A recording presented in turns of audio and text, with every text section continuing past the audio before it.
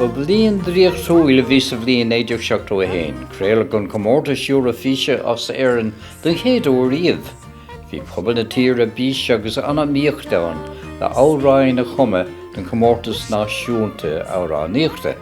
Bhí mis mé héna géirí a bheith páirteach san ócáid díonteach seo, ag bhí mis géirí go mbeadh móránsa as Gaeilge. Háan an ceol go mórlam, agus féidir gur cuinlead go bhuaigh an chalín ó Ghrá chum ciile dána faoi siise an dús iomrán don dán ó don órab. Agus de can siise áráin das siimplí, agus a chur sa róm áráin das siimplí a chumme in Gaeilge. Cé gur bhain ólas agus tainneamh gom don ceol, ní éiting ceol a chumme, ach d'éiting focail a chumme. I started writing around, I must have been about 16 years of age, you know. I was very prolific in melodies, but nothing as far as lyrics was concerned, you know, always looking for a lyric writer. Got in touch with Liam and we decided to meet.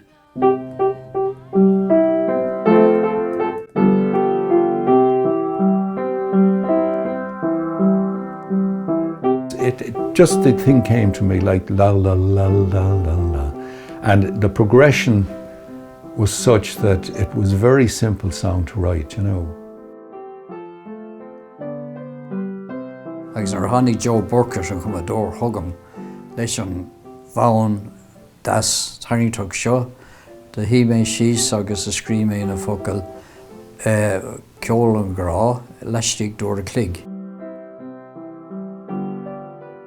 De bhaníos na focail ó bhí bunathe ar fearr ar a bhí Ghrá ar an bhíorigh go raibh go mór an Ghrá le a bhain céile éilís.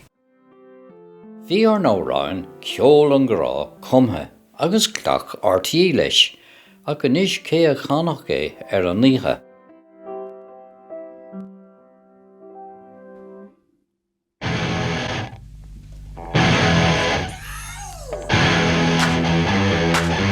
I saw the very, very first Eurovision Song Contest of my life, and I remember being in my friend's house next door watching it because we didn't have a television in our house. And I stood up after the song contest and said, you know what, when I'm 21 I want to do that. I started in the Dixie Show band at the time. They were huge. They were the biggest band in the country. In those days, we did not have our own telephone. So the lad down the road in the pub, he came running up the road saying, there's a phone call for you from Tom McGrath. And I said, Tom, are you sure it was Tom McGrath? Yeah. The Tom McGrath a bhí mar léir a hóir a comórtas náisiúnta, agus bé an duine ar a freidríomhtaí an comórtas siúr a físe air, leistigh de RTE. Called Tom McGrath, said, hello, Mr. McGrath, did you send a message that I need to call you? He said, yes, I did, Sandie, yes, I did. We would like you to participate in our national song contest. And I said, did you say participate? And he said, to be sure I did.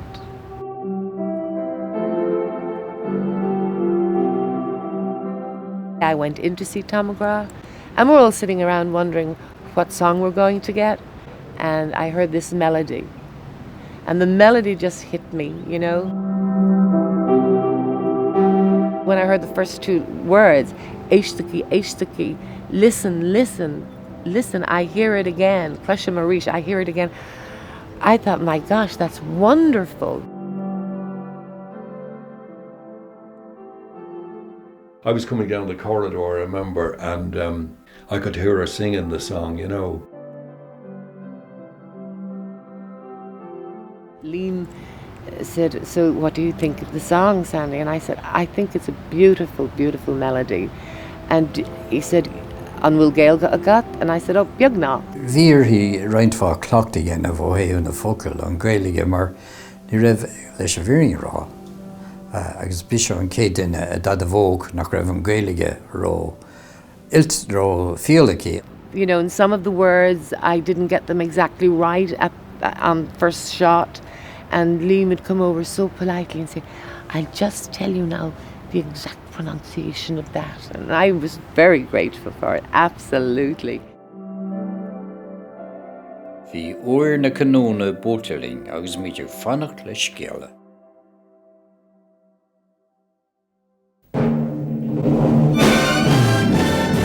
Welcome live to the stage of the Cork Opera House. Now, just before we begin the contest, let me give you a brief rundown of the rules.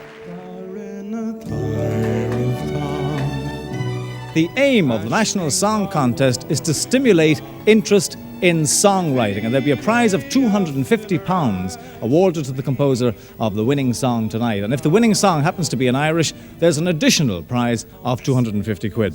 Are you taking all this in now, yeah?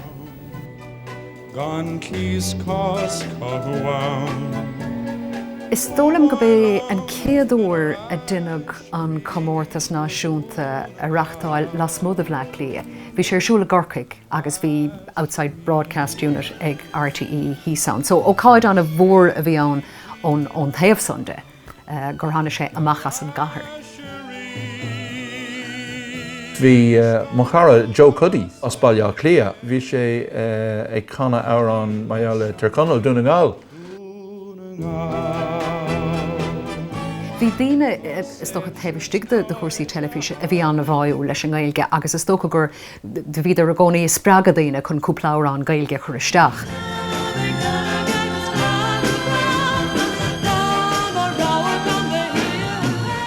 An rá leathna árán as Gaeilge agus lehéile spéirle. Let's be thankful. Let's be thankful for everything. Ceann a chan na Farrells, bóla bus. Oh, sat on a rock, a bus. Ó, ní is gom cé scríbh, tásúla gom nach bhfuil siad a féchantar an chláir seo. Oh, sat on a rock. The Farrells agus iad ag rinke cosú le Brotherhood of Man.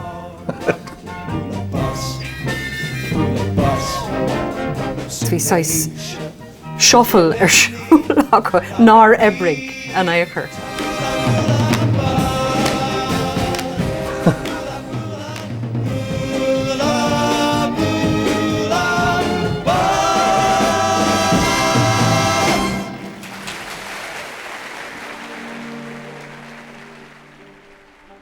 Everything went well, everybody was really happy, and I'm still kind of pinching myself thinking, is this really happening? Am I really getting this wonderful opportunity? Song B, Ceol an Ghrá, written by Joe Burkett and Liam Uistín. Liam, who's a well-known writer, won the RTE drama competition last year with The Glory and the Dream. Bhí mar nar sí bhí an luchtdéisteachta in our sea. Joe Burkett is making his 4th appearance in the National Song Contest. A friend of mine, he said, your song is going to win. So, because they had been listening to the rehearsals all week, you know, so I was amazed at the fact that it could be, it could win, you know. And here to sing Ceol an Ghrá is Sandie Jones. And then it was time to go on. The time has come.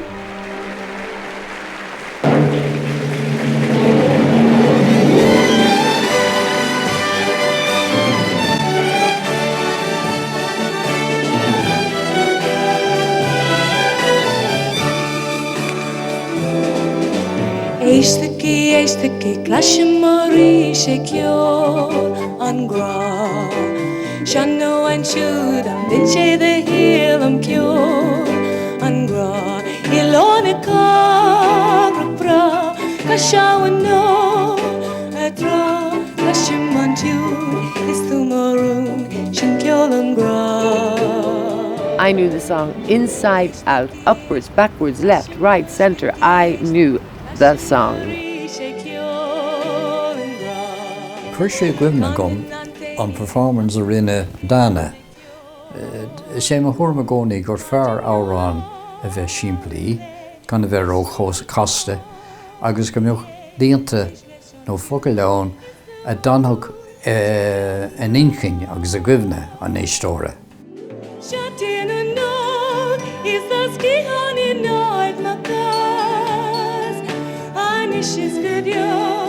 I was very happy with the sound, you know, and I love the, as I say, I love the 12/8 tempo, you know, a great rhythm.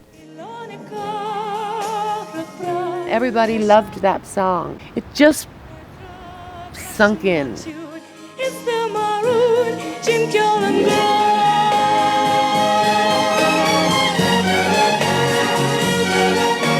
Ladies and gentlemen, concludes the 10 songs in this year's National Song Contest. We'll be back in a couple of minutes to take the votes from the juries. Slán go forward.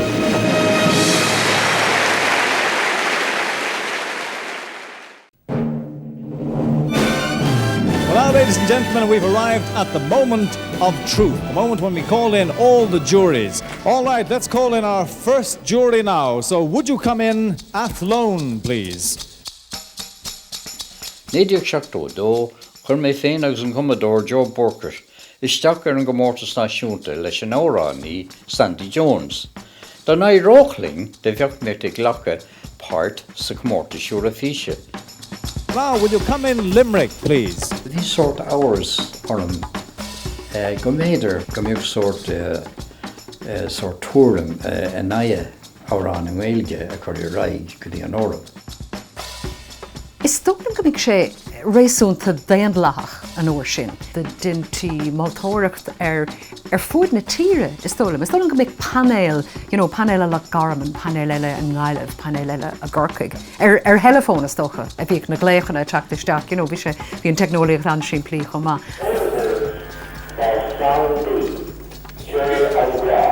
4 votes, 4 votes. 3 votes for Sandie, Ceol and Ghrá. And the votes are coming from all over, you know, being phoned in all over. And people are pulling at me and pucking at me and saying, Sandie, it's you. Look. And I'm like, I was in shock, actually. Would you come in Cork? 3 votes for Sandie, Ceol and Ghrá. Fuair sé áid có hard sa bhótáil. Nach ra bhéon dúteach go móthach sé mar hí na hórán eile go mór chun deire.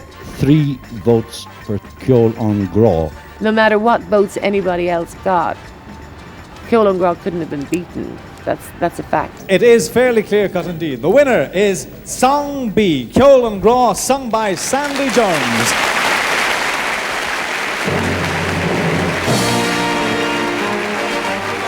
When it was announced, of course, the stage manager came running in and brought me out, and I'm like, there's photographs of me like, just like that.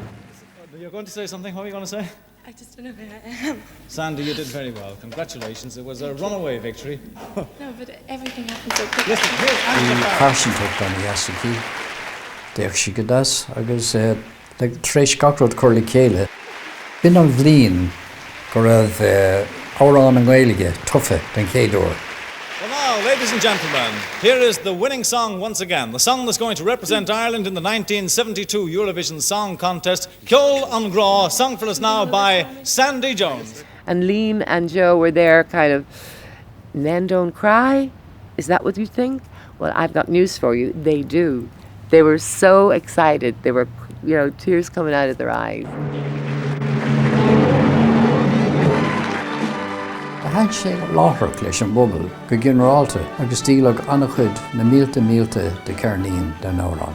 Ábhar áthis gur a bhí an céad árán an Gaeilge a bhí ar tops of the pops. Éistigí, Cloisim arís Ceol and Ghrá. Seanú ansúid abhainn sé the liom and Ghrá. Bhí seán a duine a Gorcaig sinna rud is cuoin lumsa, mar bhí raircanna, you know, haar timpeall a Gorcaig. Agus tá dalamh de bheirt air seasa bheith bun hallan cúnta agus tá siad a féchan suasar, agus tá siad a féchan suasar. Tá sé anna granúir bheith a féchan siire. Leggy Sandie Jones agus bhí well bhí sé cáling an sin. Árán donna na chalíní beag agus na bucarí beag. Everywhere we went, there was crowds and crowds and crowds and crowds of people. They fell in love with Ceol and Ghrá. It took me from relative obscurity to a household name overnight. That's a lot to actually deal with when it just happens like that, you know. But it was just strange for me to walk into a shop and someone say, I know you. Oh, you're the Éistigí girl, you know. And I loved that. I loved that for Liam's sake and for Joe's sake.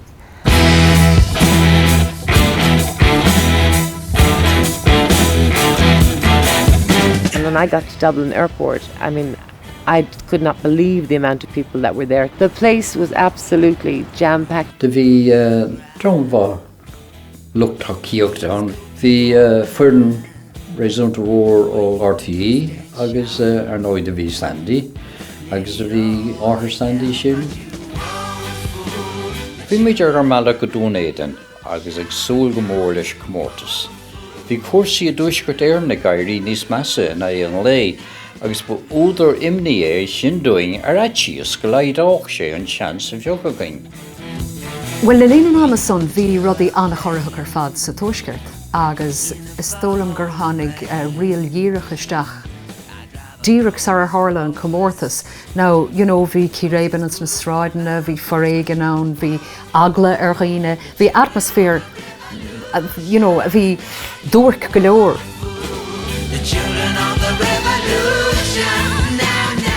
Caiim mé a bháil go raibh sort imní orm mar ní raibh an scéal idir dá hir ní raibh sé ro wa. Oh, high tension and getting to a point where we really believed it was going to become so serious that nothing, yeah, my memories of that are awful.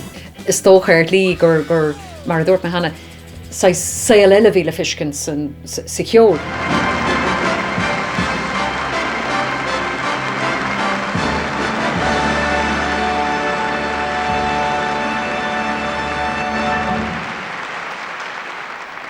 Good evening, ladies and gentlemen, and welcome to this, the 17th Eurovision Song Contest, coming to you from the Usher Hall in Edinburgh. I remember thinking in the dressing, in the green room, all these very glamorous, and I wouldn't say old, but more mature ladies than this 21-year-old that had been on the scene for a long time. I thought, gosh, oh my Lord, I started getting nervous.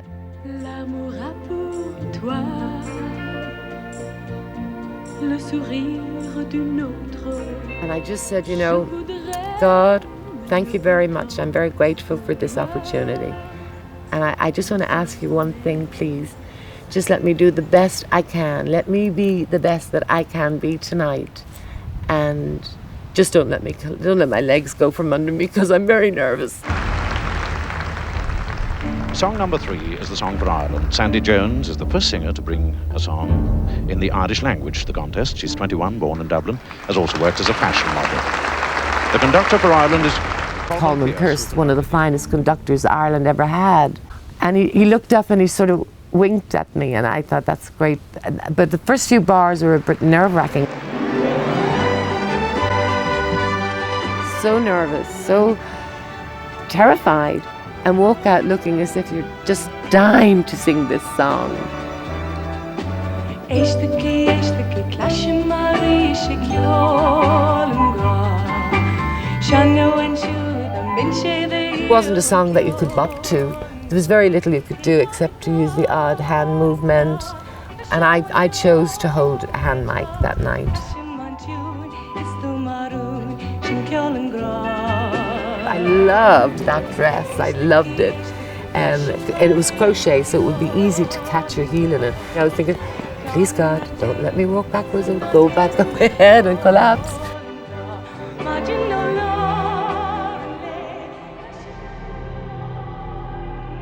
De bhí seannas áirithe san éir ó thaobh na políochta de. There was threats that I was going to be shot.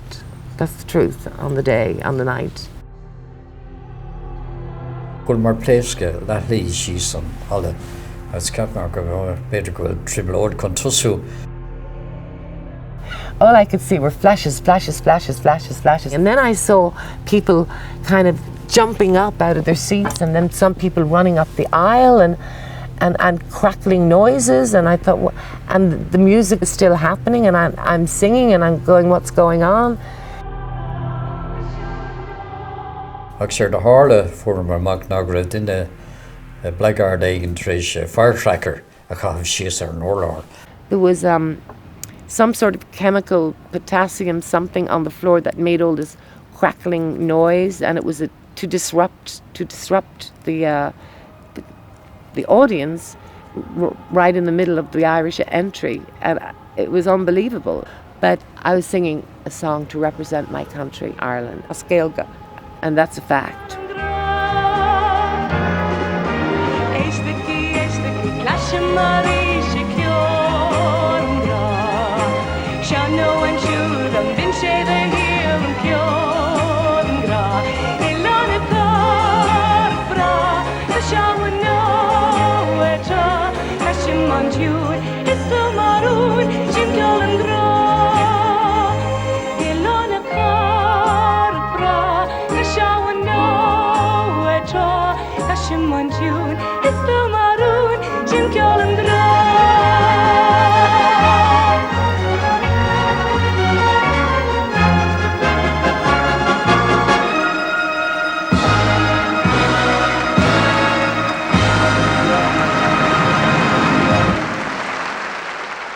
The night was a little bit hair-raising.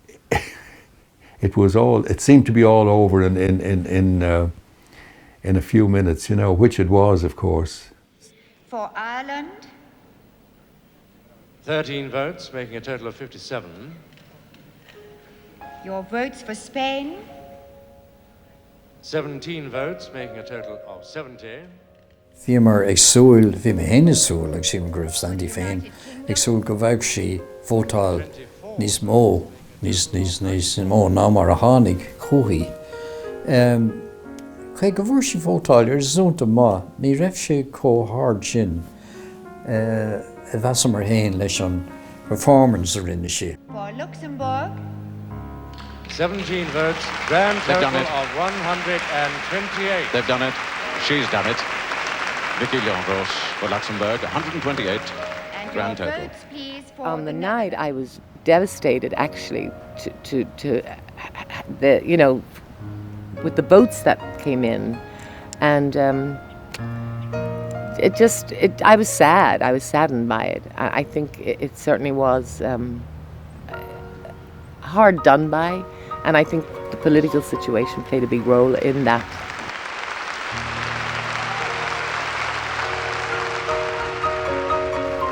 Beidir in na dáile mar áránaí mar Sandie nach raibh mar an Chail Eurovision go raibh ahasúí go bhfuair sé déis bhar páirteach sa mórtas mórréidir mar siúrta seo. I think without Ceol an Ghrá, I would never have got the recognition that I got. I might have achieved it later with something else, but so soon to have such an amazing success at that age. Anytime I hear Ceol an Ghrá, it gives you a bit of a lift, you know, to think that your song is still being played after 30 or 40 years, you know. I never forget any of the words.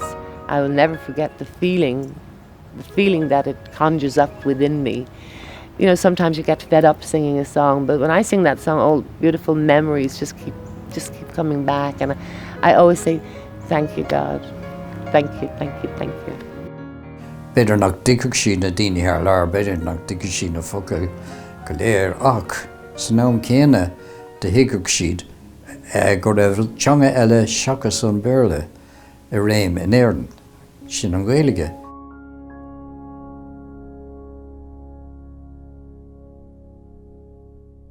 Éistigí, Éistigí, Cloisim arís Ceol an Ghrá.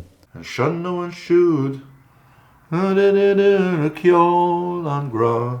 Lorna cathrach breá, Cashawan no Etra La la la la la la la la Shin Ceol an Ghrá